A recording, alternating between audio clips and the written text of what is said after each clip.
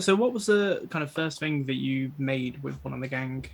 The first thing I made, I think, was like a hat or something, or a to what's it called, like a headband sort of thing, like an Oh ear yeah, yeah, warmer. Ear yeah, yeah. warmer. Earwarmer. That's what it was. Yeah, it was like a I used the feeling good yarn, and I made it was like a twisty thing, Hmm. but yeah, that's what I remember. I remember seeing their kits for the, and I'm like, this is amazing, because like there's that whole thing like knitting's for old people. Like the girls at my school, they were like, "You're a grandma," and I'm like, "No, no, no, it's cool, it's fine."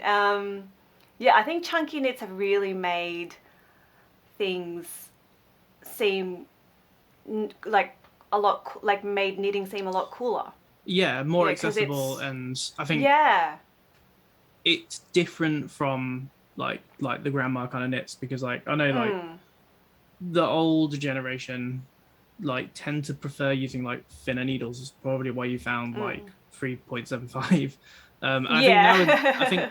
nowadays when people like pick up a bag of yarn or like pick up some wool, they'll go for like minimum like a 10 to like start off Yeah. with to like because it's Yeah. just chunkier. I think for me like that helped loads because you can see results like way quicker with like chunky Mm, yarn.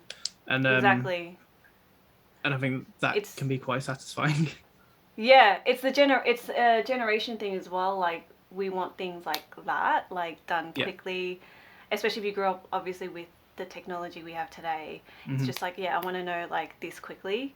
Yeah. Um, but yeah, I was a bit like that. Oh my god, I'm like done now. I can make another like hat and I can do this and but I think once you get into the world of like knitting with all the resources out there, you start to learn so much more. There's so much more out there. Yeah. Um, and also, like, I'm not bagging the older generation at all, but when you go on forums online and stuff, Hmm. you go.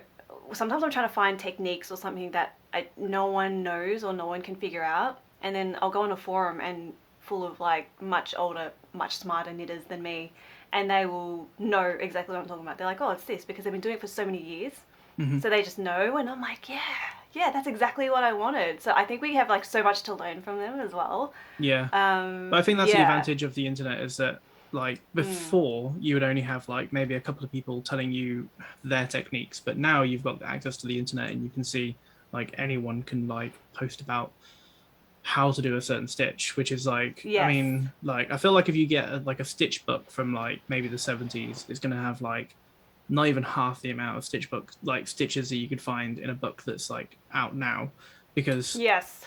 I think the resource is like there, people can like share it a lot easier. Yeah, it's just so much easier just to be like, oh, this is what it is, and even like because like video content is so much easier as well. It's Hmm. just so much like, oh, okay, I can just like I sometimes pictures are hard, and you're like, what are you doing there? How are you turning that? Yeah, Video because just makes it easier. I feel like sometimes the photos look like they're trying rather than holding it naturally, they're trying to show you a way that's a Mm. little bit easier, but then that distorts what you're doing. So you've got to just like Yeah, weirdly you're position your like hands this. to try and do it. So I think yeah, video is a lot easier because you can see it happening, like the movements a lot more. So yeah, Yeah. I think video like YouTube and stuff like that's like I think majority I think of people nowadays like that's how they learn, especially during lockdown as well. Like Mm. that was a really good way of learning. Yeah, pretty much.